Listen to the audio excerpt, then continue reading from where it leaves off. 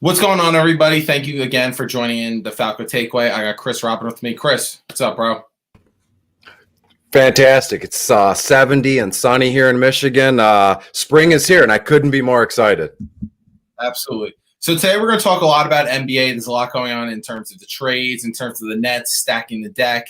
And now people are trying to blame LeBron for the Nets stacking the deck because we all know what he did in 2011, taking his talent to South Beach. So with that being said, the first topic we're going to talk about today is LeBron to blame for the Nets stacking the deck. I think yes. I mean, and again, I've been on the broadcast with you and other people numerous times. I've made I haven't lied or misled people when it comes to basketball as a sports fan, and as a DFS guy, it's just kind of, it's in my deck of cards that I need to know. But when you look back through the history of basketball, let's say the most recent trend in history of basketball, so 10, 15 years, LeBron kind of started this whole thing. If you look all the way back, the bad boys, the Lakers of old with Magic and going against Bird, it was where you were drafted, that's where you played for the length of your career, and that was it. Charles Barkley moved around a little bit, Shaq moved around a little bit with Kobe after the fact, but this trend didn't start until I think it was you or someone in the fantasy, the worldwide sports radio said the real first super team was the Boston Celtics when they did that with Paul, and then who else was it? Garnett and Ray Allen. Yeah, they put that together, and then other teams. It was a very slow process because I don't know if people were embarrassed by it or they were freaked out by it. Now it's boom, nobody cares. It's in your face. And LeBron, when he went to Miami, he said, "Who cares? This is what we want to do with Bosh, with Dwayne Wade," and they played very well. And I looked back once you messaged me and you said, "Hey, you want to come on?" Some quick little searches, and I found some things. And back in 2017, there was a question posed to LeBron James after the finals a few years ago. As I said, 2017, he said, open and honestly, that he replied, "Yeah, I've never played on a super team. I don't think I've ever played on a super team." And it was like, as an outsider looking in, I said, wow, is this guy really, he's a smart man. He can't be like out of it or like, like nothing of his crap doesn't stink, but come on, LeBron. Yeah, and again, that's nothing to be ashamed of. When someone starts a trend, like that, I wouldn't be ashamed of it. I would say, yeah, you know what? I wanted to be on good squads. I wanted, competitive games, but most importantly, I wanted to win. That's all it's about when you're talking about professional sports, especially basketball. So very long way to answer your question. But yes, LeBron did start the whole, let's assemble an all-star team. I'll bring my 5, you bring yours, and we'll see what happens. To be quite honest, this question is utterly ridiculous if you're going to ask me. What happened to self-accountability? What happened to individual responsibility? That's a problem in the society of 2020 and now 2021. There's no self-accountability. There's no personal responsibility. It's he said, she said, and it's the blame game. No one can ever take any responsibility for yourself. You got to blame everyone else because why blame yourself, right?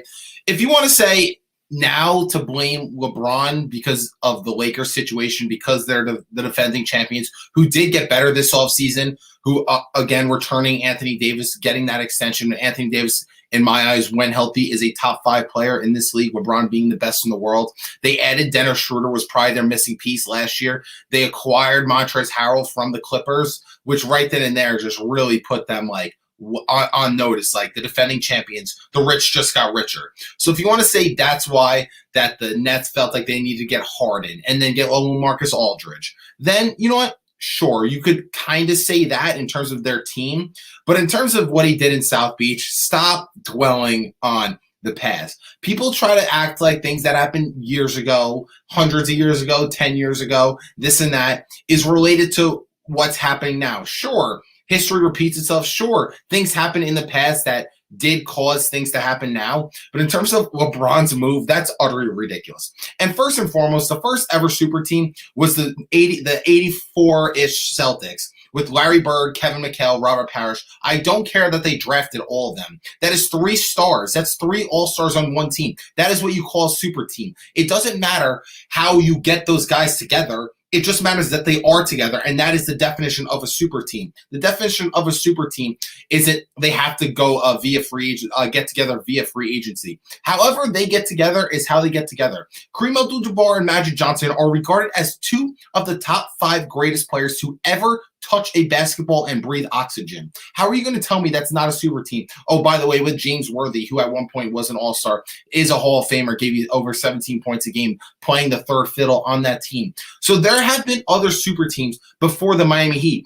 LeBron, in terms of his super team with the Heat, he just approached it a different way than other previous super teams.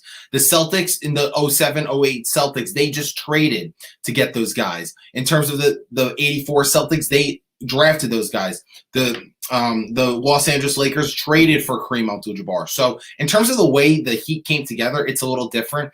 But you can't come to me and say that the Nets stacking the deck is because LeBron did it in South Beach. They were still going to do these things anyways. And to call a spade, these moves are definitely getting a little overhyped. LaMarcus Aldridge, he's not really fitting in that offense all that well. He's going to put the ball on the floor a little bit, shoot a mid-range. But in terms of that Nets offense, they need a big to go and catch lobs. A guy who's going to play down low, catch lobs, and play inside, which is not what LaMarcus Aldridge is going to do, especially at this age. So in terms of their roster, it looks quote-unquote sexy on paper, but to blame LeBron for this is just utterly ridiculous and just a lack of self-accountability.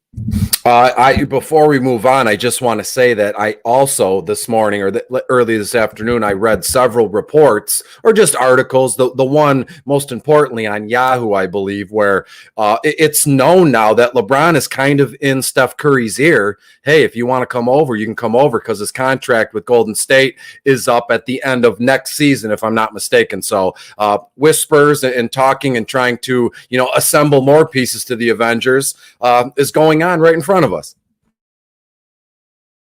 Yeah, I mean, for sure. But it's just like no matter what happens in the league, everything's a reflection to LeBron. Whether who wins, what via free agency moves, trades, it all is a reflection to him.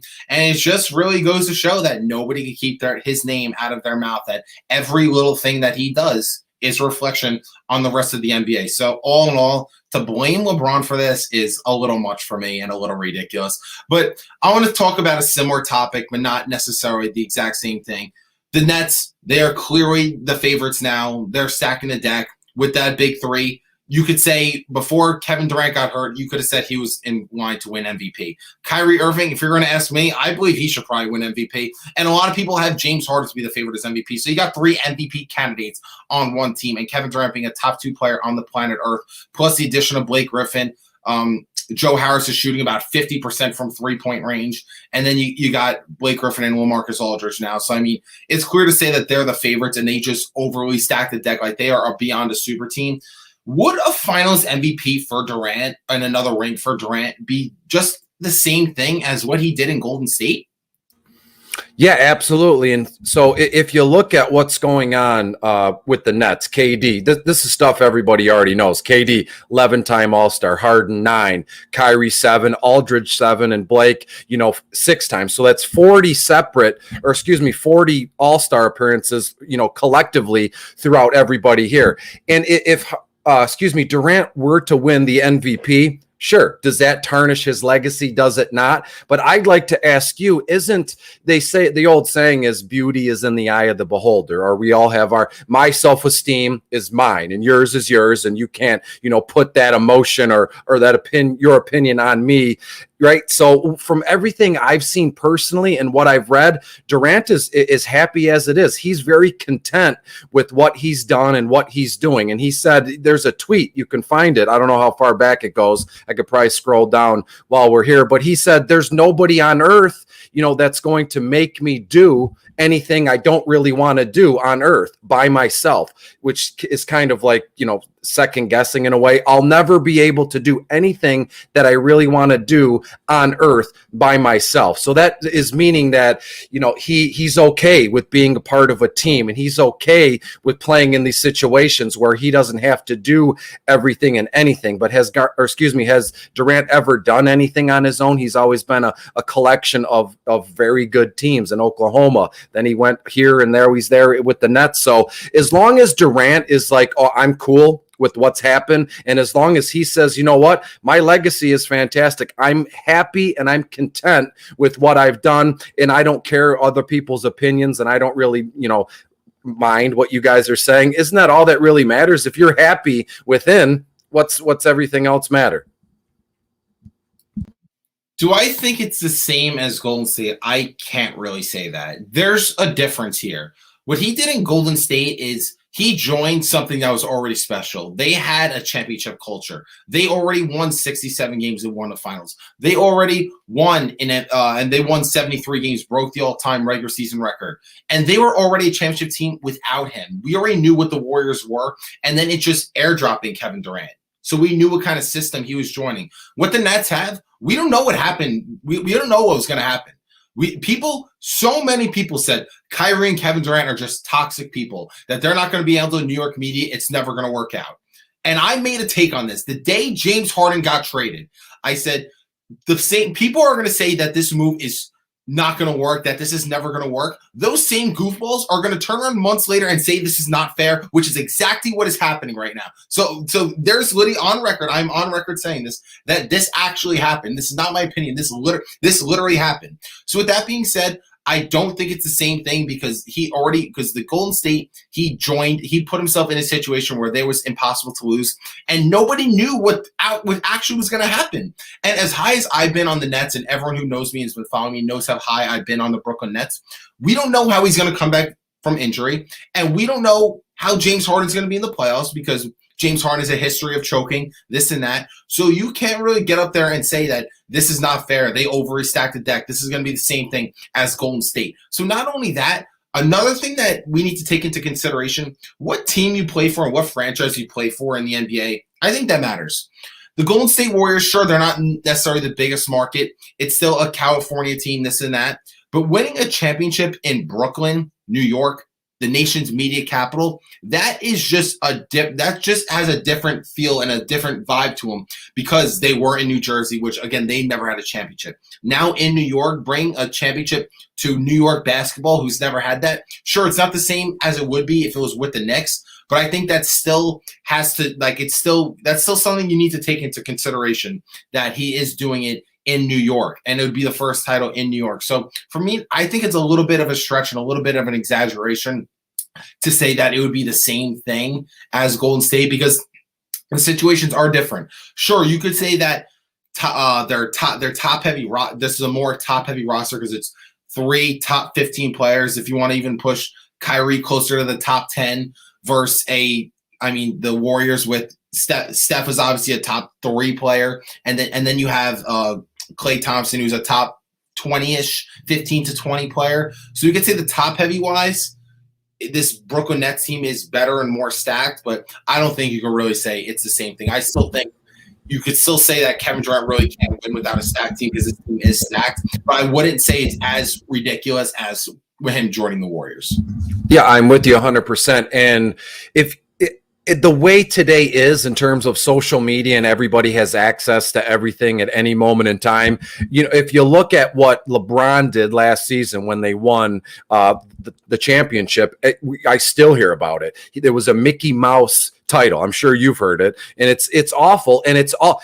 Large groups of people can sway opinions so fast. So do you think these professional athletes, or do you think I'm going to be swayed by someone saying, Chris, you were awful on this broadcast, you just don't belong talking on a microphone in front of a camera? No, I have my own personal opinion, and at the end of the day, that's all that really matters is how I feel inside. So for Kevin Durant, or for us, the opinion of media or broadcasters, whatever we have going on here, that it's great to talk about, but in the grand scheme of things, it's in the eye of the beholder, as I kind of alluded to when I talked moments ago. So is it the same? Absolutely not. 2 different situations as you posed here. And when all is said and done, Kevin Durant's the only one that's got to walk around with the burden on him or not. And what way are you going to, go off into the sunset? How are you going to act when all is said and done? Because when you look at it now, everything is pushed. All these ideals and these silly opinions are pushed on other people. Therefore, nobody has their own opinion. Well, let me ask you this. Do you think that Kevin Durant personally is going to be annoyed by this, going to hear the noise that he still can't win with the stack team? Because we know Durant, he is chasing LeBron. He is chasing LeBron. He's a wannabe LeBron James. I don't know how else to say it. Call a spade a spade. He wants to be LeBron James. He wants to catch him as the best player in the world. He wants to catch him on the all-time list, be a top 10 all-time great, be a top 5 all-time great. But the way people are going to acknowledge that is winning in a certain culture. What really put LeBron on that certain echelon was the championship in Cleveland. It's Cleveland, Ohio. He's from there, a city that hasn't had a championship in 52 years. The team he beat. But I think this year, even if the Lakers did get out of the West, which their injuries, it really looks not that certain right now.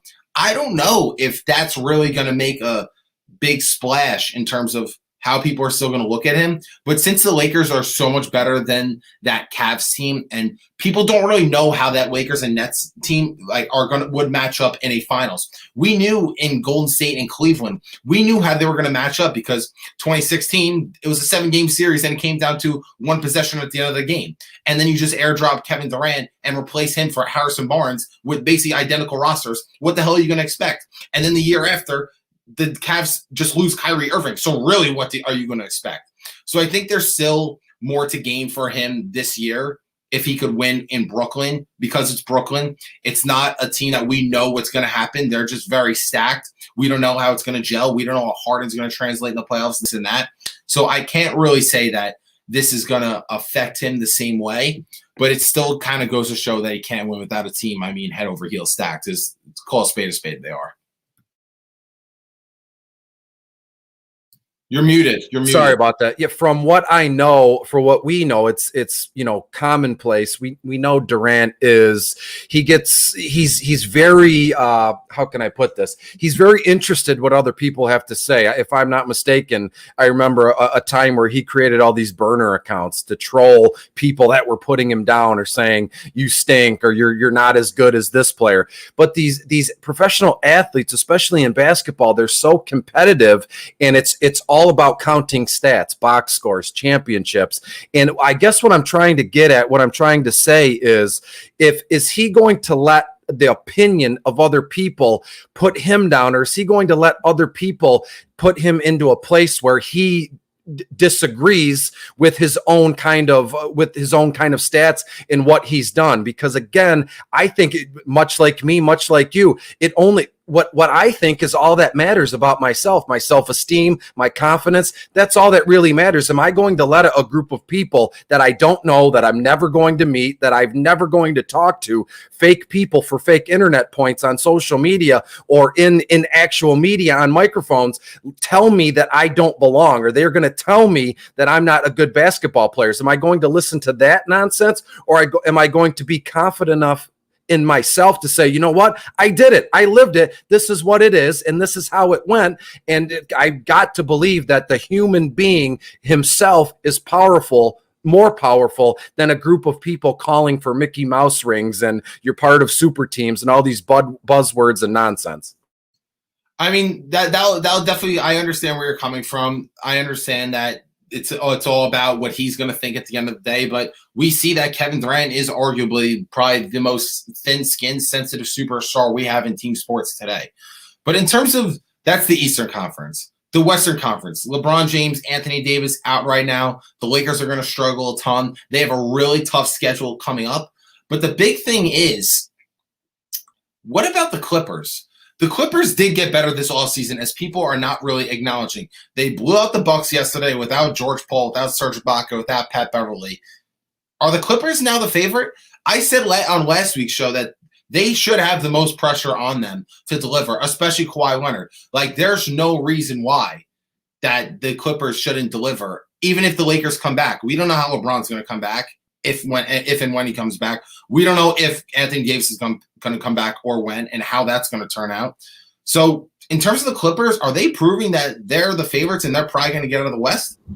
Yeah, if you look at, and again, this is simple to me, that the winning streak is what changed everything for me. In the last, I think their winning streak started, if I read correctly, started in March 20th. The Clippers, their offensive rating of 126 points per 100 possessions, which is by far and away, it looks like the margin that separates is like ranked through 2 through 11 here. Their defensive ranks are what is that? Well, I don't even know what I'm reading here, but the winning streak that they're on is kind of changing everything, not only in the Western Conference, but for them personally to match up with the Lakers. They're definitely building something here. They're getting comfortable with each other, and those are big. I mean, you know, when you score points or you're on the court or, you know, team building exercises, whatever, you know, fancy way you want to say it, everybody learning to play with each other and improving all these numbers, and the attention to detail is what sticks out for me. And it looks like, you know, Kawhi Leonard said that exact same thing.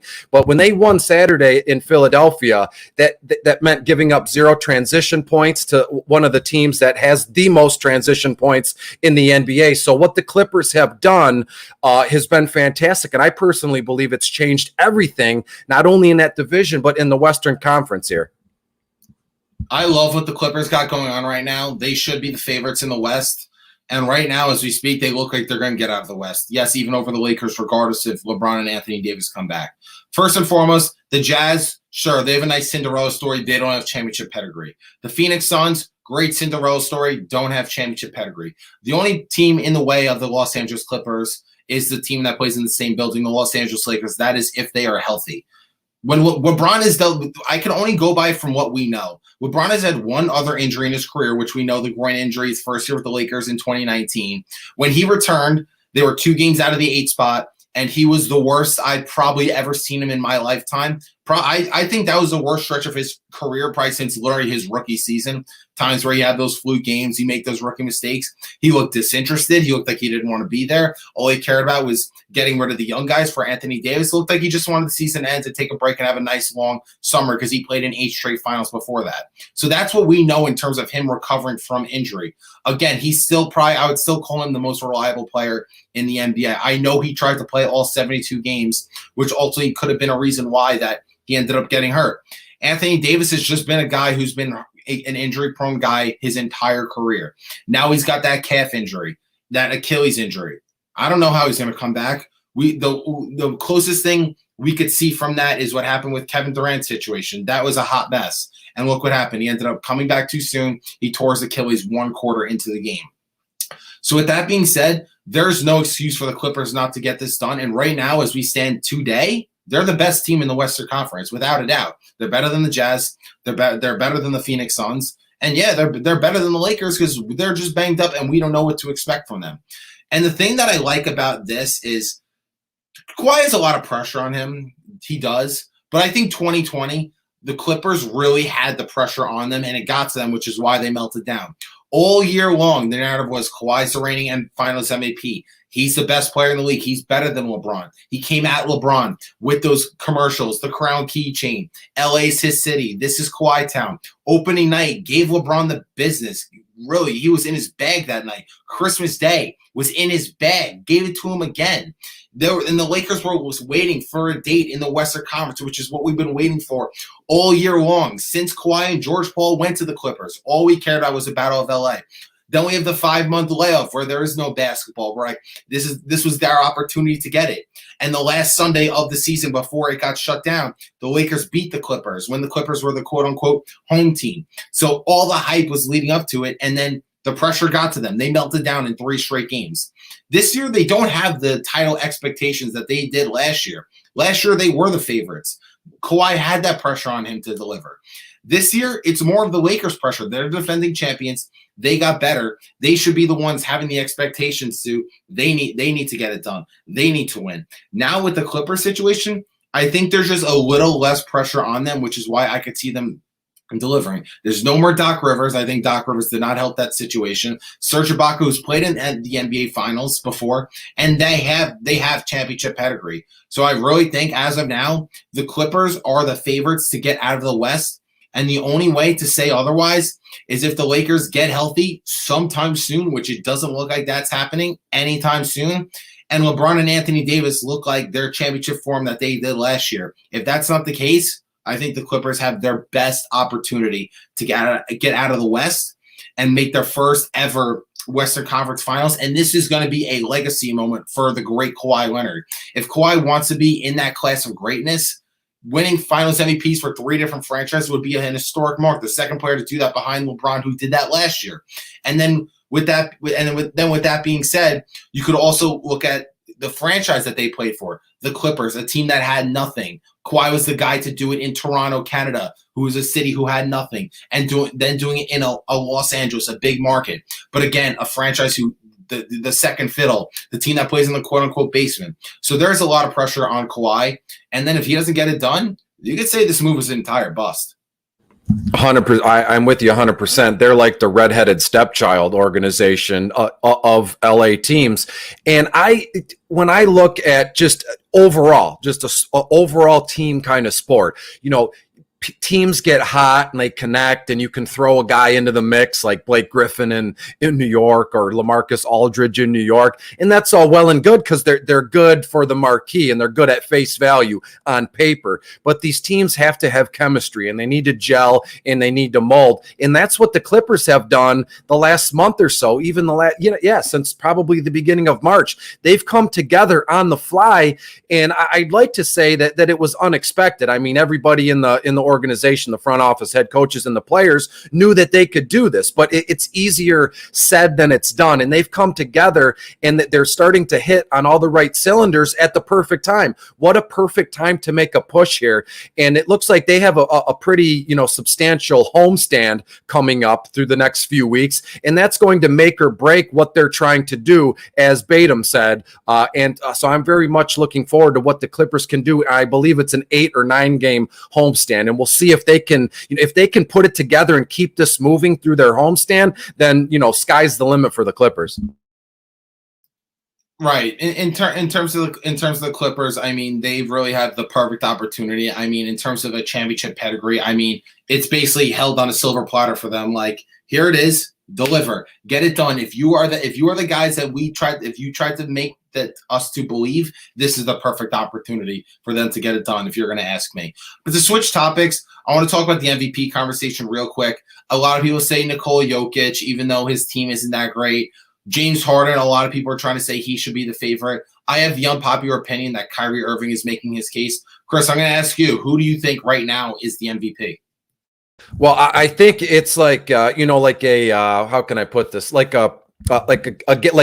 Jeopardy or Wheel of Fortune. If you can cut your odds down, that helps drastically. So I'd like to say that the MVP will be from the Brooklyn Nets. So that helps, state your cause here. I think it's going to be James Harden. That's just, again, I've made no bones about like my crazy fandom for NBA. I'm just a casual fan. I read the articles and I'll flip a game on when I'm watching, but I like to read what the players say about each other. And Blake Griffin, since joining them, it's right here. It's crazy. This is him. This is Blake Griffin quote. It's crazy. He just makes the game so easy for you, and draws so much attention, said Griffin.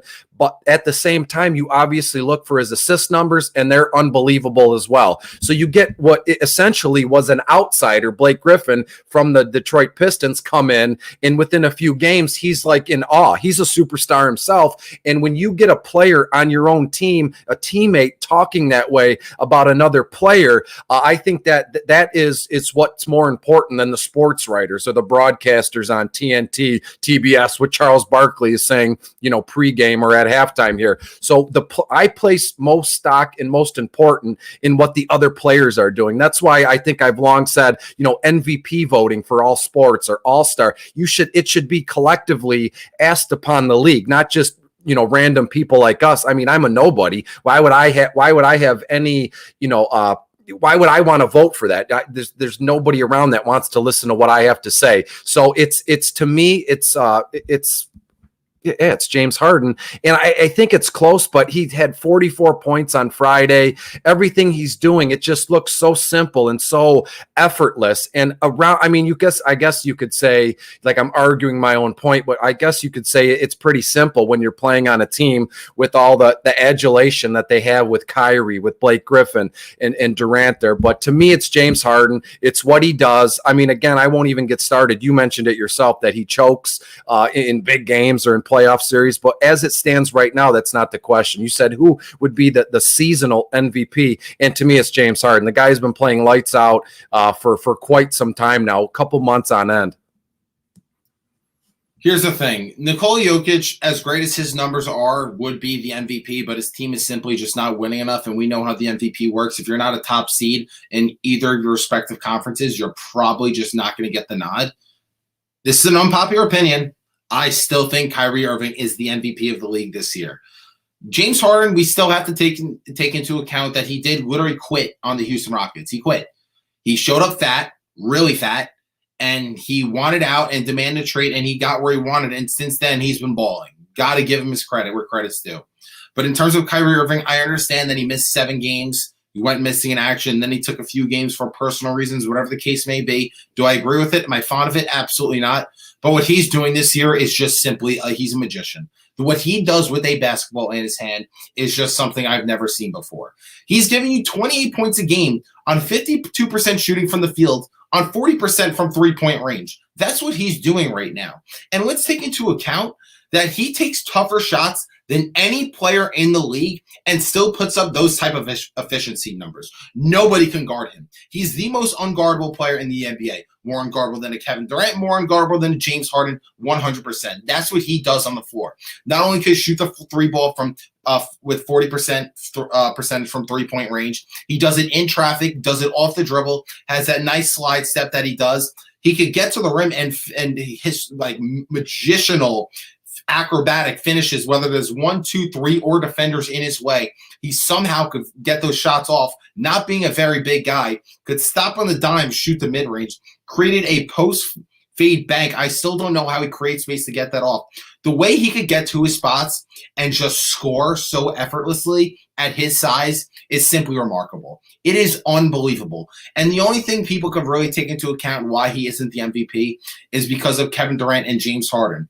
Well, number one, Durant, Irving, and Harden only played 7 games together the entire series. So that's one thing that we got to take into account. 2, most of the season, it was just Durant and Irving. And then when Durant got hurt, it was basically just Harden and Irving. So there's one other all-star by your side, which is very normal in today's league, which I don't think guys should be held accountable for that because he's still putting up those type of numbers and he's still getting to his spots. He's still putting up those type of scoring numbers. And mind you, his playmaking, sure, he's only giving you 5.5 assists a game, but in terms of his passing skills, this is the best I've ever seen from him. It is. This is the best I've ever seen from him. And Kyrie just has a lot of haters. People don't like the way he acts towards the media. They don't like the things he says. They don't like his antics. But if you could take all that and push that to the side and what he's done on the basketball floor, in my opinion, if I had a vote, which I don't, I am a nobody, I understand that, Kyrie Irving is the MVP of the league. You know, that reminds me of, I'm always thinking and writing stuff down, and I get out of control sometimes filling up notebooks. And I've noticed a lot, people say, fake it until you make it. Like, that's a big one. If I say something, loud enough and enough times, other people around me or other people that are listening to me will agree. If I say, I'm a professional football writer, I'm a professional basketball writer, and if I say it enough times, although it's not true, and I know it's not true, if I say it enough times, it's going to pick up some steam. And sooner or later, people are going to go, they'll start, is Chris, is Chris what he actually says he is? And the only reason I say that is because, Harden is talking like that right now. He said, quote, I feel like the MVP. It's just that simple. I don't want to talk. I don't want to speak individually on myself. I'm just going to leave it at that. So the more you can kind of gas yourself up or pump yourself up, people around, the important people that make these kind of decisions and your own teammates and other, colleagues in the NBA, they're going to take notice and say, if Harden is going to talk like that, then maybe we should start to believe him. And I'm not, I say fake it till you make fake it. Harden's not faking anything. He's unbelievable, on the hardwood. But if you say it enough times, it's going to pick up steam, and people, it's going to be like a freight train, and you're not going to be able to stop it. I mean, that's kind of how it goes. Once the media starts saying it, then it picks up around the league. I mean, Giannis, again, he's putting out the same MVP type numbers, but he's got a disadvantage because not only is he the back-to-back MVP, he's now dealing with voter fatigue. He'll be the second player in NBA history to win 3 straight MVPs next to Larry Bird, so the media wants to avoid that. But in terms of Giannis's numbers, he's not really doing anything different that he's done the past few years, except the Bucks were the 1 seed. Those years he did win the MVP, which the media, again, loves to give it to a team that's winning. So with that being said, that's going to wrap up in terms of our MVP conversation. But to flip the script real quick to the NFL, the Chiefs get the last spot, to get the top spot in terms of the favorites over the defending champion Buccaneers, ending the 2021 season, despite the Tampa Bay Buccaneers being the first team ever to return all 22 starters. What do you think of that? Should the Bucs be the favorite, or do the Chiefs really still deserve that top spot?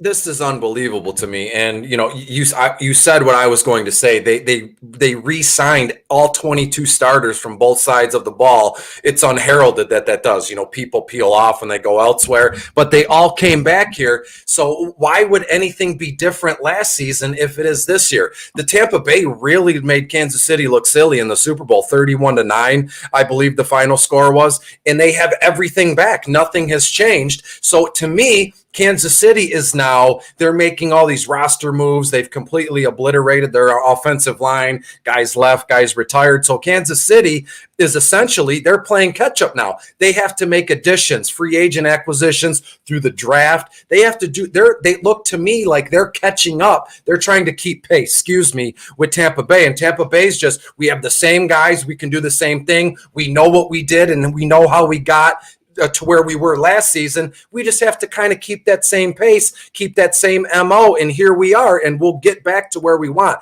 So for people to say that Kansas City is the favorite over Tampa Bay, it's not. It doesn't make me flip my top, or it doesn't upset me, but I just find it silly that you can do that. Why? Is it because of Patrick Mahomes? Is it another, a sophomore season from Clyde Edwards-Helaire, who really didn't do much? Not all his fault, but it's all based on Patrick Mahomes, and it's all based on, I'd like to think, correct me if I'm wrong, it's this media frenzy where Patrick Mahomes signs a $500 million contract. He's in all these State Farm commercials. He's the darling of NFL football right now, and I don't even think it's close. So if the more they can kind of create this mystique or this buzz around Kansas City and Patrick Mahomes, then all will be well. Because when you slice it down to the bottom of the barrel, when you take everything away, football is about money. It's a business. They want to do what's best for their brand, for their business. And right now, it's Patrick Mahomes. Tom Brady,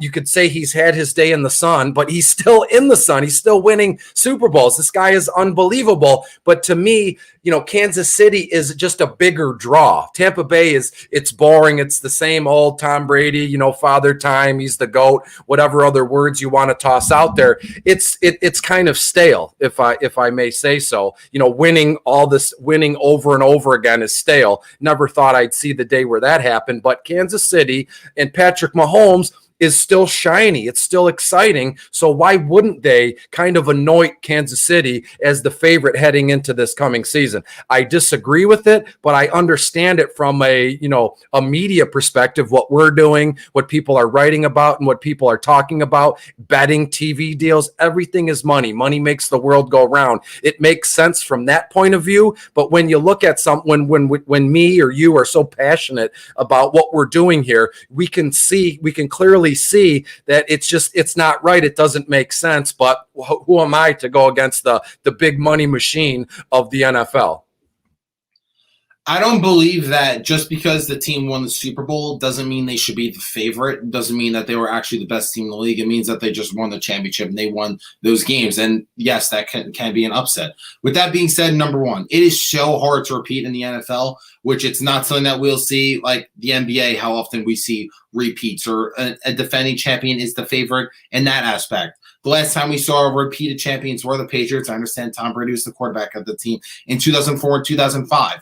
So the odds of them repeating are so slim. And again, Brady is getting a year older. Sure, it doesn't look like he's slowing down anytime soon. Looks like he could literally play till 50 years old. But it's still just so difficult to win in this league, and especially repeat as champions. That's number one. Number two, the entire Chiefs offensive line was hurt in the Super Bowl. And that was the deciding factor. That is why they got so beat down on the offensive side of the ball. Patrick Mahomes ran for 497 yards behind the line of scrimmage. That is not an opinion. That is not my opinion. That is a fact. I did not make that up. That explains enough right then and there of what he had to deal with. He was dealing with the toe injury the entire playoffs. He just got surgery, so he wasn't entirely healthy. So, and again, I think Mahomes is one of those dudes in sports, which there's I always say that there's three of those dudes in team sports today that have that eye of the tiger, who have that swagger, who have that don't poke the bear. They always bite back. Mahomes is one of them. Tom Brady is one of them. LeBron James is one of them. In 2019, after LeBron got hurt with the groin injury, they said he's washed. He's unathletic. He should just retire. He's in LA to make movies. He doesn't even want to be here anymore. The Lakers should trade LeBron. He heard all that noise. He created the narrative. Wash King. Oh, I don't have it anymore. Watch what I'm going to do. Really? I'll get Anthony Davis by my side right now? Okay, watch what happens. Yeah, he led the league in assists, had an MVP caliber season. The Lakers won the NBA championship. He wins finals MVP under his watch. That's what happens when they try to knock him down and says, hey, I'm still here. Tom Brady had probably the worst year of his career in 2019. He had 24 touchdowns to 8 interceptions. That's where the media started to say, Brady's washed. Belichick was right. He should have kept Garoppolo and got rid of Brady. Brady should just retire. Him going to Tampa Bay is the Jordan going to the Wizards. Brady heard that noise. He felt it. Say, really? Watch this. Watch what I do in Tampa Bay. Throws for 43 touchdowns. Now wins Super Bowl MVP. Had a fantastic season after all the haters and all the doubters really stomped on him. I think Mahomes is that dude. Now Mahomes hears the pressure that, oh, he's overrated. Brady's better than him. He can never catch Brady as the GOAT. He's not worth the contract. I think he hears that noise. I think it's going to light a fire under his skin. And I think that they poke the bear, and the bear is going to bite back. I think Mahomes is going to come back with a vengeance. I think Mahomes is going to win MVP this year. And I think the Chiefs will be right back in the Super Bowl where they belong, because I really don't think there's any teams in the AFC that can compete with them. And then in terms of one game, if they're healthy, if Mahomes is doing his thing, there's no reason why the MVP of the league, the best player in the league with that loaded offense and a great coach in Andy Reid shouldn't be the favorites. You know what? I love that narrative. I've used that narrative for years, and I feel like you gave me a dose of my own medicine, because I've used that narrative with Tom Brady for so long. And if you look back at the length of TB12's career, he's an astronomical like 41-9 or 41-6 the game after a loss, all regular season and playoffs included here. But to me, you know, as a fantasy football player and a DFS guy, all we have to go on is, you know, what have you done for me lately? And all we have to go on is based on, you know, last year's ranks, right? Ranks, points, and results. That's all we really have to go on. So if you take last season or the season before, or what TB has done in his career, that's all we. So if we look ahead, I don't have a crystal ball. So we use all those numbers and narratives to kind of paint a picture for ourselves to you know, give to other people or to say it out loud. And again, what we've seen from Tom Brady in Tampa Bay here, they've done nothing to kind of dispel or make me worried or make me nervous about what they can do this coming season. So in a way, I agree with you 100% about the narrative of Patrick Mahomes and everything, but it's just so hard and it's so tough for me to get away from, you know, the most recent kind of results and ranks.